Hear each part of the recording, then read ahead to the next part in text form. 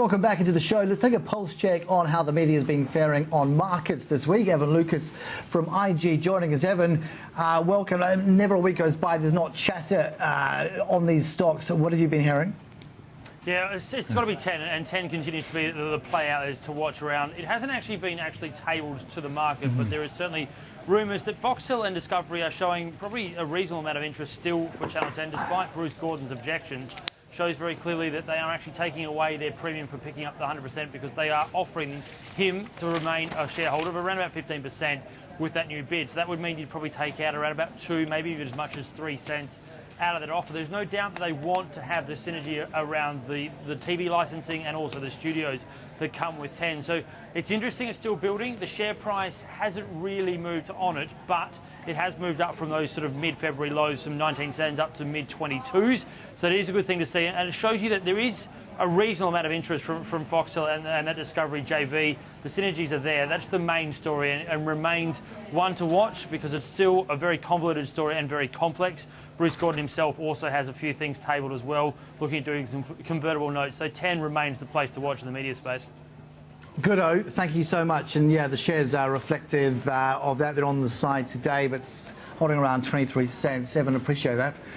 Thanks, cousin. James Manning back with me in studio. James, what is the end game? Particularly, I continue to scratch my head. Discovery being in on this. What's in it for them?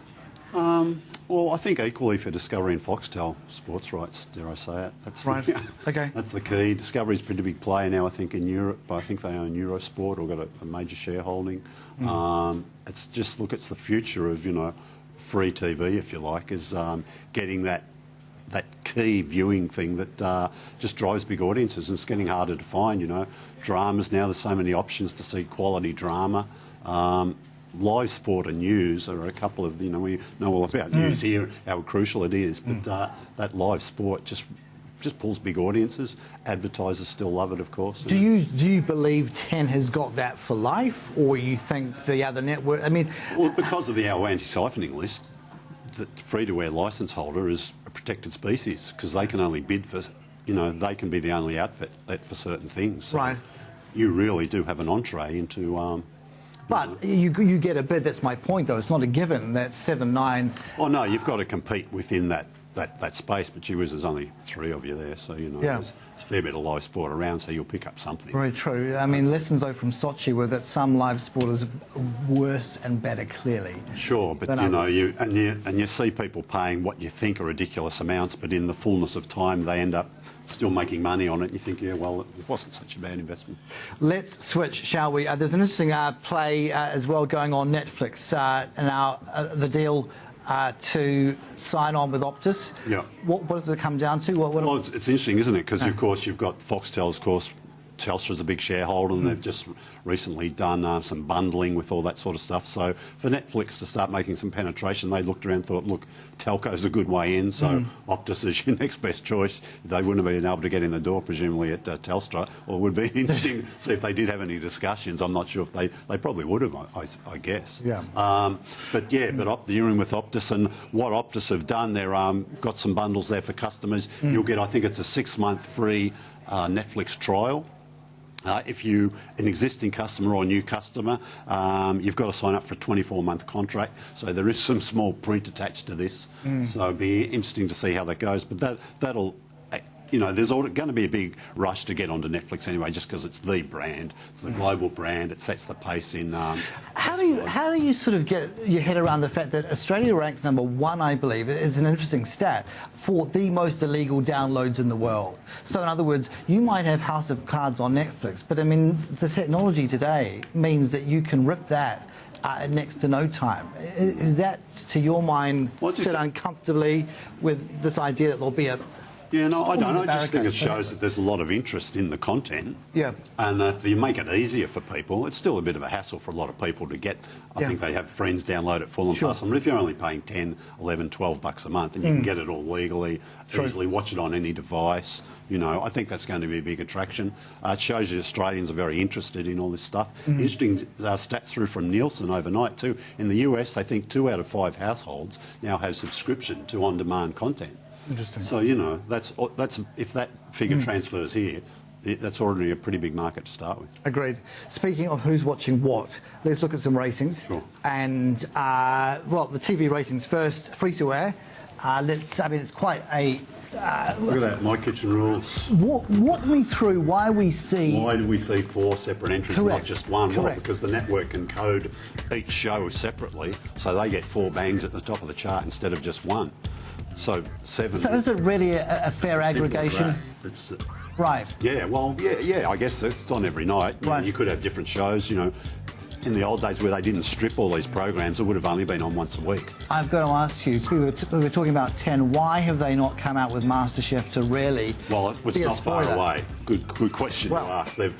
I'm a Celebrity, Get Me Out of Here wraps up, and MasterChef's waiting in the ring, ready to go. Let's switch. We have another, we've got pay TV. Let's make that's the rest of the 10. Bottom of okay, they're the US stragglers. stuff. All right, but Yeah. importantly, you've got 7 ahead of 9 when it comes to that coveted news rank. Sure, yep. Okay, over we go. Subscription, Subscription TV, animate, a lot of sport. We're back into the NRL season started. We mentioned last week you'll see some NRL, and there it is. 4 of the top 5 spots are NRL, 3 matches, and what Fox Sports calls their Super Saturday. Over we part go. of the programming that ties all that together for them. Google Box Australia, explain that one. Gogglebox, yeah. That's, Google, all right. I was going to say. I know, it looks like Google. My eyesight needs checking. Never mind the rating. Yeah, Gogglebox. It's it's a business model that's shared between 10 and Foxtel. Foxtel gets the first run rights on a Wednesday night, then it's repeated on 10 the following night. So they get to share some costs there. Foxtel's previewed, away from all of that, they've previewed a showcase marquee event, Deadline Gallipoli. Wow, when are we expecting this? Yeah, look, that's going to come on the Sunday and the Monday night before Anzac Day, so later in April. It's been getting some great reviews. They previewed it this week. Gallipoli didn't do great business for 9, their series, but this one takes a little bit of a different slant, so it's just over 2 nights, and I think it'll be well worth it. Do you know the voice behind it? Anyone? No. I can't think it's of not that. you. No. It's definitely not you. Well, it could have been you. Let's talk. In the meantime, this is one. A stoush between Sunrise and Today. Today, effectively saying you're not being patriotic.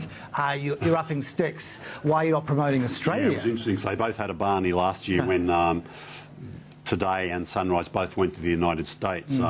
Sunrise got over there just ahead of Today and tried to steal their thunder, which sort of worked a little bit. So this year, Today have tried to spoil Sunrise's week in Hawaii by going on a road trip around Australia. So they've both been on the road this week. Look, Sunrise has the bigger national audience, but when you come to Sydney and Melbourne, it's more of a game on. Today has the edge, a bigger audience in Sydney, which is the one market you really want to win. And Sunrise, again, is in front in Melbourne just by a little bit more. And, of course, it's 10 years that Karl Stefanovic's fronted. That's something of an anniversary. Yeah, absolutely. Only right to flag that. He's been enjoying being on the road this week. So. Let's finish with an anniversary. Speaking of anniversaries, yes. Neighbours, 30 years. Yeah, Network 10, yeah. Look, the show actually started on 7, didn't work too well, flipped it across to 10, built it into a massive franchise, did some very inventive publicity back in the early day, something that's missing from current day TV. Is Kylie really coming back for a kind of a reprisal? She'll be in, there's a special on air next week, she'll be interviewed in there. And Jason?